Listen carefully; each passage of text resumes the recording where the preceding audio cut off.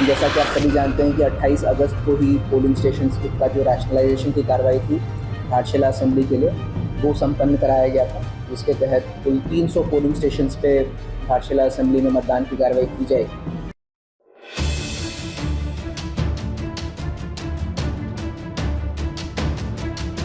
घाटशिला विधानसभा निर्वाचन क्षेत्र के उपचुनाव को देखते हुए मतदाता सूची का अंतिम प्रकाशन सोमवार को किया गया। समाहरणालय सभागार में आयोजित प्रेस वार्ता में जिला निर्वाचन पदाधिकारी सह उपायुक्त कर्ण सत्यार्थी ने विशेष संक्षिप्त पुनर्निरीक्षण कार्यक्रम की जानकारी दी। मौके पर उप निर्वाचन पदाधिकारी श्रीमती प्रियंका सिंह भी उपस्थित रही। जिला निर्वाचन पदाधिकारी ने बताया कि भारत निर्वाचन आयोग द्वारा 2 सितंबर 2025 को एकीकृत प्रारूप निर्वाचक नामावली का प्रकाशन किया गया था। 2 से 17 सितंबर तक दावे एवं आपत्तियां प्राप्त हुई, जिनका निपटारा 25 सितंबर तक किया गया। 29 सितंबर 2025 को अंतिम निर्वाचक सूची प्रकाशित की गई।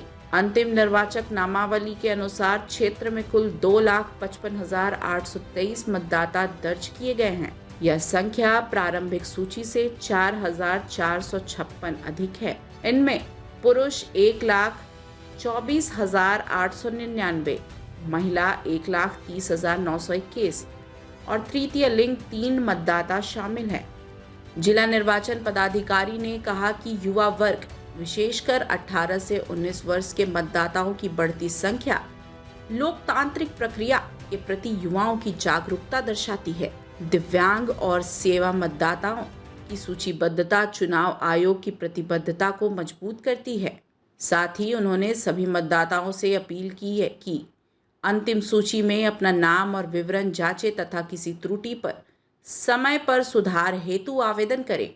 उन्होंने कहा कि मतदाता सूची का यह अंतिम प्रकाशन निर्वाचन प्रक्रिया की पारदर्शिता और विश्वसनीयता को सुनिश्चित करता है और आगामी चुनाव की तैयारियां अंतिम चरण में हैं। Bureau report, India news viral, Bihar Jharkhand. Conference में स्वागत है। जैसा कि आप सभी जानते हैं कि भारत निर्वाचन आयोग के निर्देशानुसार 45 घाटशिला असेंबली कंस्टिट्यूएंसी के लिए स्पेशल समरी रिवीजन की कार्रवाई की जा रही थी। तो आज अंतिम रूप से जो फाइनलाइज मतदाता सूची है उसका प्रकाशन कर दिया गया है। जैसा कि आप सभी जानते हैं कि 28 अगस्त को ही पोलिंग स्टेशंस का जो रैशनलाइजेशन की कार्रवाई थी घाटशिला असेंबली के लिए वो संपन्न कराया गया था, जिसके तहत कुल 300 पोलिंग स्टेशंस पे घाटशिला असेंबली में मतदान की कार्रवाई की जाएगी। 2 सितंबर 2025 को स्पेशल समरी रिवीजन की कार्रवाई प्रारंभ हुई थी। 17 सितंबर तक क्लेम्स एंड ऑब्जेक्शंस फाइलिंग की तिथि थी और 25 सितंबर तक हम लोगों ने उन क्लेम्स एंड ऑब्जेक्शंस के निस्तारण की कार्रवाई की। आज 29 सितंबर 2025 को जो हमारा इलेक्टोरल रोल है उसका फाइनल पब्लिकेशन कर दिया गया है। अगर मैं इसकी कुछ समरी की बात करूं तो फॉर्म 6 जिसके तहत नए मतदाता जोड़े जाते हैं कुल 5,253 हमें प्राप्त हुए, जिसमें से 5,171 को एक्सेप्ट किया गया और 82 को रिजेक्ट किया गया। फॉर्म 7 जिसके तहत मतदाताओं को सूची से हटाया जाता है वो 750 प्राप्त हुए, जिसमें से 715 को डिस्पोज किया गया और 35 को रिजेक्ट किया गया।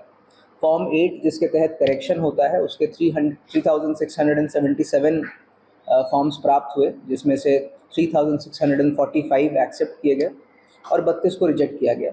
इस प्रकार से टोटल इलेक्टर्स की संख्या आज की तिथि में घाटशिला असेंबली के लिए 2,55,823 है। जो ड्राफ्ट रोल का पब्लिकेशन 2 सितंबर को हुआ था उसके पश्चात 4,456 वोटर्स बढ़े हैं इस असेंबली में, जिसमें 1,585 मेल हैं और 2,871 फीमेल वोटर्स हैं। उसके साथ ही साथ ओवरसीज़ इलेक्टर्स की संख्या वर्तमान में मात्र 1 है। PWD वोटर्स की संख्या 2735 है, जो ड्राफ्ट रोल से 87 का इजाफा है। सर्विस वोटर्स 368 हैं। 16,178 वोटर्स ऐसे हैं जिनकी उम्र 18 से 19 के बीच में है, मतलब वो फर्स्ट टाइम वोट करेंगे जो प्रस्तावित बाई इलेक्शंस हैं उसमें। 629 ऐसे वोटर्स हैं जिनकी उम्र 85 से ऊपर है।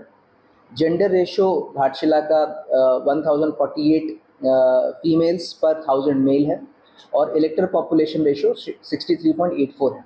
तो इस प्रकार से जो हमारी स्पेशल समरी रिवीजन की कार्रवाई थी 45 घाटशिला असेंबली के अंतर्गत वो आज संपन्न हुई। सभी पोलिंग स्टेशंस पे जो मतदाता सूची है उसको पब्लिश कर दिया जाएगा और जो हमारे रिकग्नाइज्ड पॉलिटिकल पार्टीज़ हैं उसको मतदाता सूची की एक प्रति भी सभी को उपलब्ध कराई जाएगी। यदि आपके कुछ प्रश्न हैं का अभी निर्धारण नहीं किया गया है भारत निर्वाचन आयोग के द्वारा, लेकिन जो प्रिपरेटरी एक्टिविटीज़ है जैसे सेक्टर मजिस्ट्रेट्स और सेक्टर पुलिस ऑफिसर्स की जो प्रतिनियुक्ति है वो कर दी गई है। उनकी ट्रेनिंग भी एक चरण का संपन्न करा लिया गया है।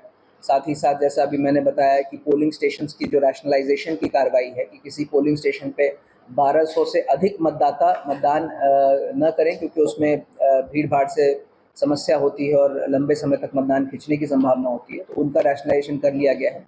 पोलिंग स्टेशंस पे जो AMF है, एश्योर्ड मिनिमम फैसिलिटीज़, उन सभी का ऑडिट कराया जा रहा है और जो कमियां हैं उनको दूर किया जा रहा है। साथ ही साथ वल्नरेबिलिटी मैपिंग की जो एक्सरसाइज है वो प्रारंभ कर दी गई है। अगर ऐसे कोई पोलिंग स्टेशन हमारे हैं जो वल्नरेबल की श्रेणी में आते हैं तो वहाँ विशेष रूप से जो तैयारियां हैं वो सुनिश्चित की जाएगी।